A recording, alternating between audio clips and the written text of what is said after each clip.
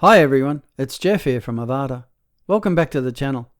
Today we're going to look at how to use the Avada Separator element. By the end of this video, you'll understand the different ways you can use the Separator element in Avada. If you find this helpful, don't forget to like and subscribe, and click the bell icon to stay up to date with all new Avada videos. Alright, let's dive in. The Separator element is a versatile element to provide separators in your design, and it comes with a range of styles. There is also a no-style option for using it as a spacing control element, but in most cases margin and padding controls are a better option for this. Let's have a look at the music prebuilt to see how it has been used here.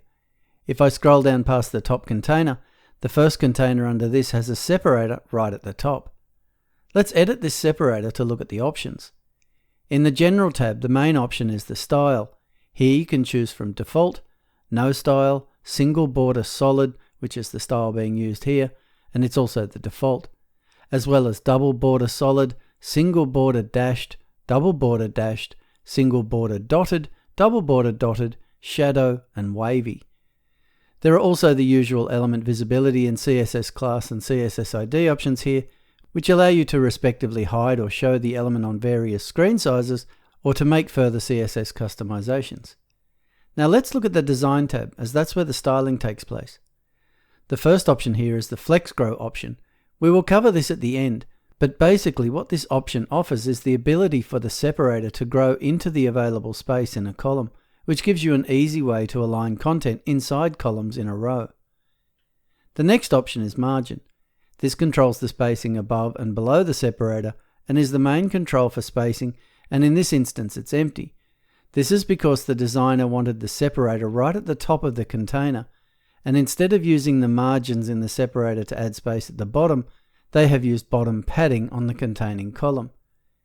Then comes separator width. By default, separators are the full width of the column they are in, but here you can change that to whatever you like, in percentages or pixels.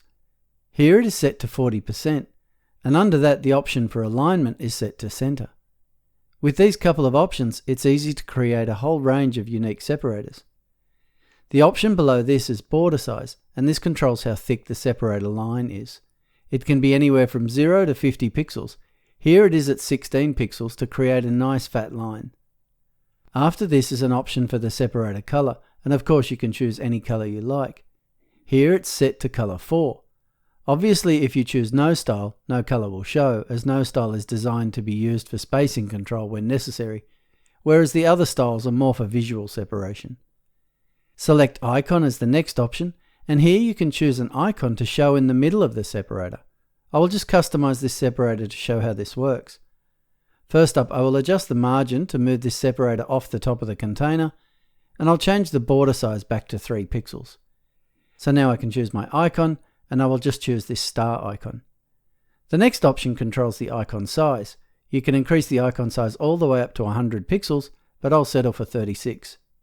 Then we have icon color, which of course can again be any color you like, including with transparency. This will fall back to the separator color if no color is set here or in the global options, but I might override it to be white here. The next option, circled icon, allows you to choose if you want to circle around the icon or not. The default here is yes, and the option below this allows you to control the color inside this circle. By default it's transparent, but it can of course be any color. I might just try filling it with the same color as the separator itself. We can also just choose not to have a circle if we prefer, and then it looks like this, with the icon splitting the line. In this case though, I think I prefer it on. Just below this separator we can see another one.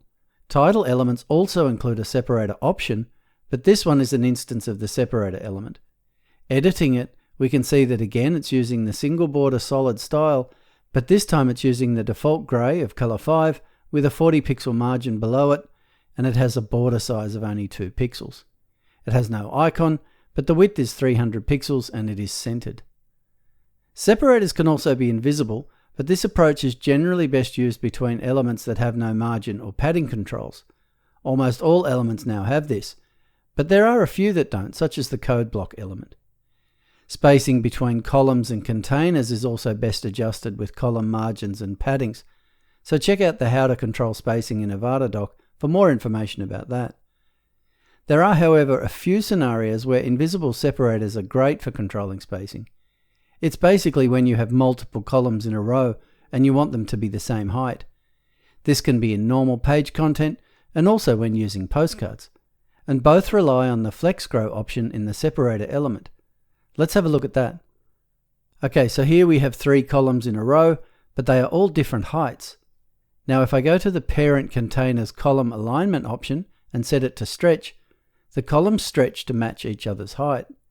The columns are the same heights, but in this case, because the number of checklist items is different from column to column, the buttons are not aligned at the bottom and it looks uneven.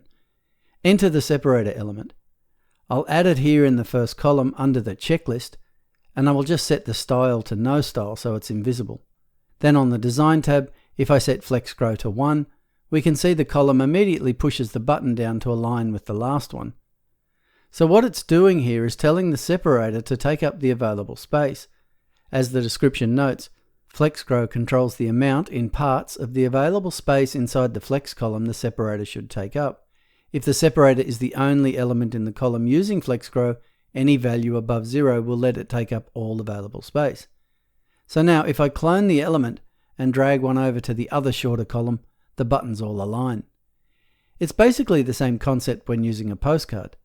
I've got the blog page here and I've changed the postcard out with a new one. As we can see, because on some posts the title takes up 2 lines and some only 1, the postcards are a different height. If I set the postcard alignment to stretch, we can see the postcards are now the same height, but as the content is different, the buttons still don't align.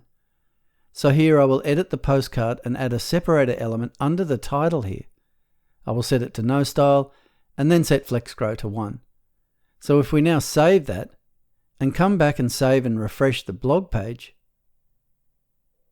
we can now see the content also aligns with a varying gap under the title. Okay, that's the versatile separator element. And that's it for this video. If you found it helpful, make sure you subscribe to the channel for more Avada tutorials and deep dives. And if you have any questions or need help, feel free to create a support ticket. Our team is always ready to help. As always, thank you for choosing Avada.